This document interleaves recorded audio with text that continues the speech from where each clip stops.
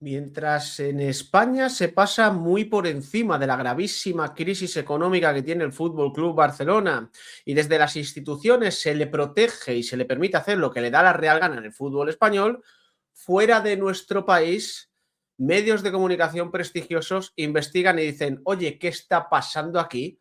Y sobre todo ponen el foco en una cifra o sobre una cifra que llama mucho la atención y que no se está atajando, ni muchísimo menos desde los propios medios de comunicación de este país. 2.500 millones. Al lío.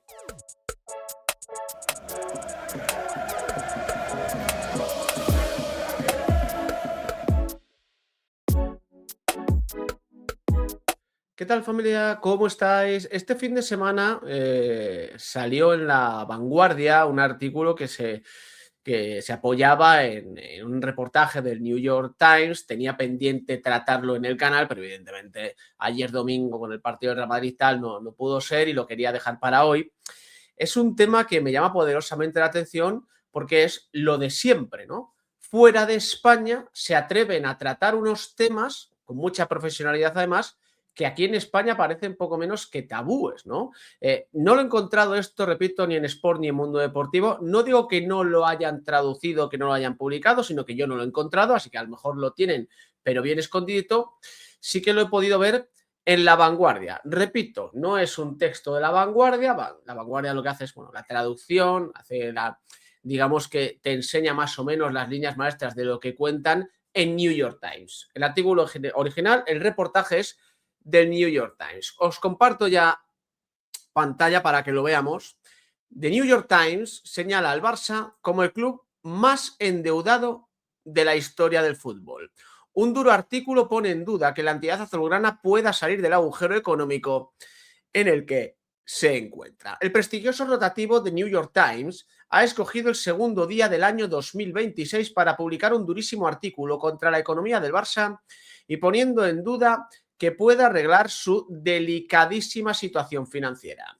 La pieza empieza fuerte, dado ya el titular, y califica al club azulgrana como, de largo, el club más endeudado en la historia del fútbol, en la última frase del primer párrafo. Un tono que no rebaja prácticamente hasta el final. En el texto se recuerda que la deuda del Fútbol Club Barcelona ha alcanzado los 2.500 millones de euros, citando al tesorero del club. Y se subraya que es el doble que la de su máximo rival, el Real Madrid, y que es el resultado de una combinación de errores en la dirección financiera y de una ambición desmedida. En el repaso a la situación actual de la entidad barcelonista, no se excluye el panorama electoral, con Laporta afrontando la reelección en los próximos meses.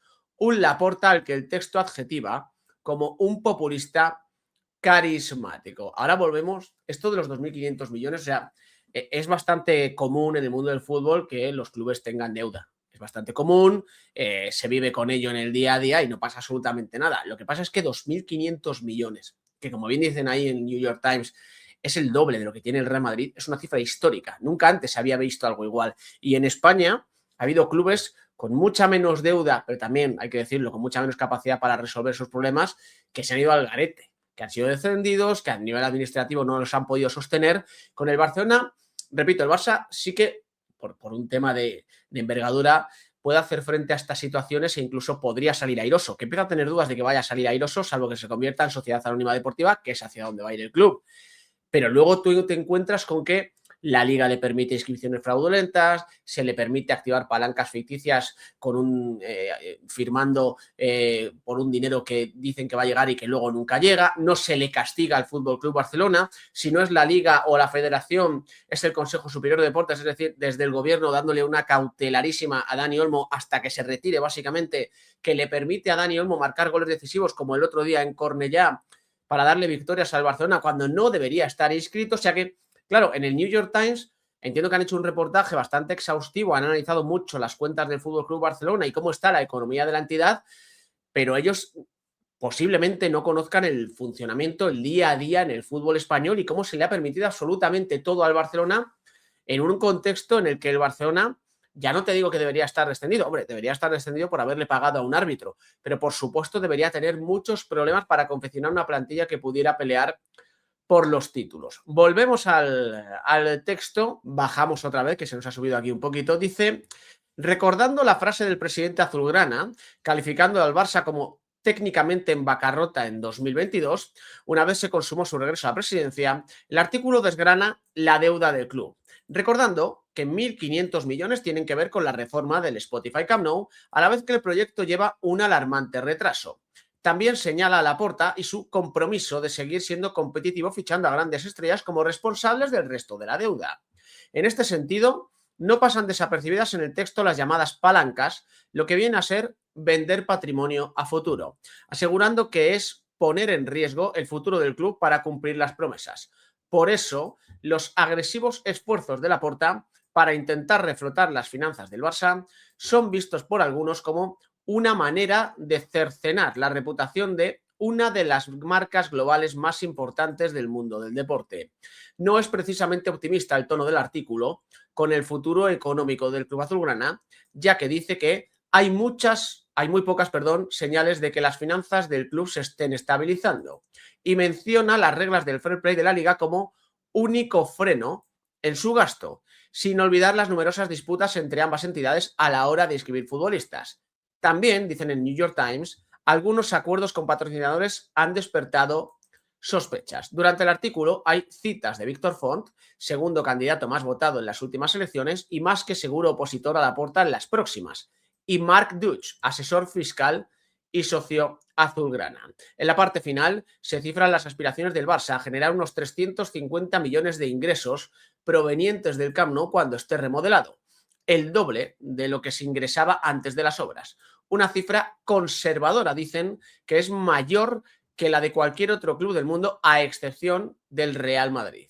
Con todo lo expuesto, la conclusión que saca el texto es que el compromiso del Barça con su modelo de club está siendo cuestionado en maneras en las que nunca antes lo ha sido. Y así finaliza el artículo del New York Times, que si lo encuentro os lo pondré en la descripción por si alguno quiere leer la fuente original. Evidentemente, básicamente porque puede haber alguna parte que no se haya traducido bien o que no se haya traducido porque han preferido coger otros puntos más interesantes desde La Vanguardia. Me llama la atención, y ya con esto termino, una cosita que han tratado en uno de los últimos párrafos, que es verdad. New York Times dice, la Liga, con el tema del fair play, etcétera, etcétera, con esas restricciones, está frenando, quieras que no, la sangría que perpetra Laporta. Porque sin restricciones, aquí Laporta te trae, me lo invento, a un Haaland de la vida, por poneros un nombre que todos conozcáis, lo ficha a base de creditazo, lo inscribe de cualquier manera y luego ya veremos cómo lo pagamos. En ese sentido es verdad. Esas restricciones de la liga están impidiendo que el Barcelona se pueda pueda ponerse a hacer fichajes sin dinero y pueda endeudarse todavía más. Pero claro, vuelvo al otro punto, al que hemos tocado antes. Esto sirve hasta un tope, porque si luego la liga, al menos durante los primeros años de Laporta, ha permitido inscripciones fraudulentas y ha permitido que se activen palancas ficticias, digamos que lo que la liga te quita, luego poco a poco la liga te lo vuelve a dar. Y eso evidentemente corre a favor del Fútbol Club Barcelona y en contra de los intereses de la propia competición, que no es transparente y no hace falta ni que me vaya lo de, por ejemplo, Miami. ¿Por qué con el Barcelona y el Villarreal a espaldas de todos los clubes del fútbol español? ¿Cuántos se iban a llevar aquí cada uno al bolsillo por llevar un partido que nadie quería llevar a Estados Unidos? Son muchas cosas con el Fútbol Club Barcelona. Entiendo el punto del reportaje porque habla de que el Barcelona está construido sobre una serie de deudas y una debilidad económica flagrante y que seguramente esto no tenga un horizonte optimista en ese sentido, pero hay que repetirlo muchas veces, el Barça sigue en pie porque desde el fútbol español e incluso desde la política de este país se le está sosteniendo por lo que significa el Barcelona a nivel de audiencias, de marcas, etcétera, etcétera. Otro club, ya no te digo en la situación del Barça, sino en una situación bastante mejor que la del Barça, ya no estaría ni siquiera compitiendo en primera división.